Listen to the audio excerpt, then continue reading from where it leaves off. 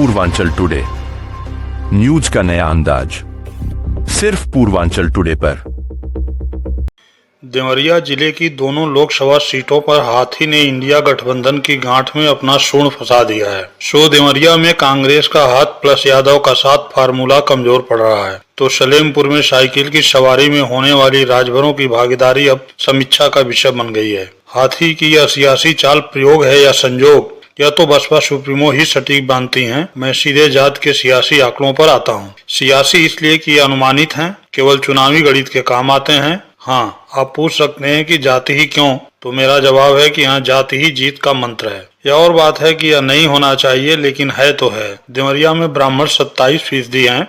इसके लिए ब्राह्मण समाज को बधाई कि वह सलेमपुर से कटकर देवरिया में इकट्ठा हो गए। कलराज रमापत जैसे बड़े नेताओं की पहली पसंद बन गए। दलित यहाँ पर 14% हैं, मुस्लिम 12, यादव 8, बनिया 8 और सैंतवार 6% हैं। इसी तरह छत्री 5, कुर्मी 5, राजभर 4, कायस्थ 4, निषाद 3 और अन्य 4% हैं। ब्राह्मण, दलित और मुस्लिम के बाद यादव वोट बैंक सबसे बड़ा है। गठबंधन के नाते ही सही कांग्रेस को उम्मीद है कि यादव एक मुश्त उसके हाथ का साथ देगा, लेकिन जिस तरह बसपा ने सलेमपुर में तीसरे नंबर के सबसे बड़े वोट बैंक राजभर से कैंडिडेट देकर वहां मत विभाजन की नींव डाल दी है, उसी तरह देवरिया में यादव प्रत्याशी देकर चौथे नंबर के सबसे बड़े वोट बैंक में बिखराव तय कर दिया है। बड़े पैमाने पर न सही, लेकिन थोड़ी बहुत मात्रा में ही सही, अपने पिता पूर्व विधायक आनंद यादव के सियासी रसूख के बल पर बसपा प्रत्याशी संदेश यादव सजाती वोट खींचने में कामयाब हो सकते हैं। दोनों ही लोकसभा सीटों पर इंडिया गठबंधन के वोट बैंक से जुड़े प्रत्याशी उतारने पर बसपाई से संजोग करार दे रहे हैं, लेकिन उन्हें भी मालूम है कि राजनीति में संजोग नहीं प्रयोग होता है।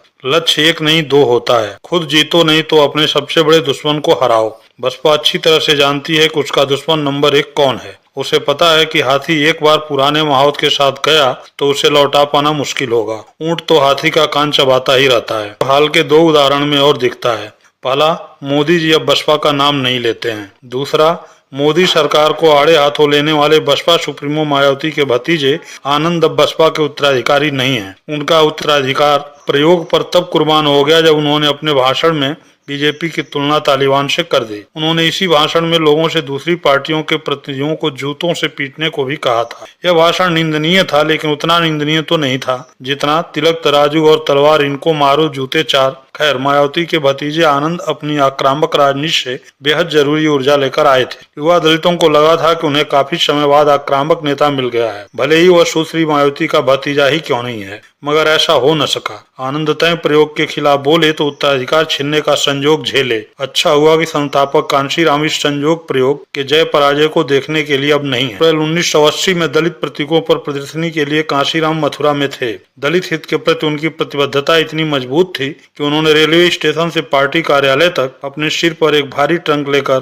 पैदल चलने का फैसला किया। यह सिर्फ 20 रुपए बचाने के लिए था जो एक रिक्शा चालक ने मांगा था। इस प्रतिबद्धता ने दलित युवाओं को उनके साथ जुड़ने के लिए प्रेरित किया। अब क्या, अब सिर्फ संजोग या प्रयोग? दलित उत्थान के आंदोलन में मात्र 5 किलो राशन का अहम रोम। ऐसे में औसतन 14% दलित भी बंटवारे की कगार पर हैं। वह नहीं समझ पा रहे हैं कि उनका मावत उनके हाथी को बलशाली बना रहा है या सर्कस का सहयात्री। बहुत बहुत धन्यवाद।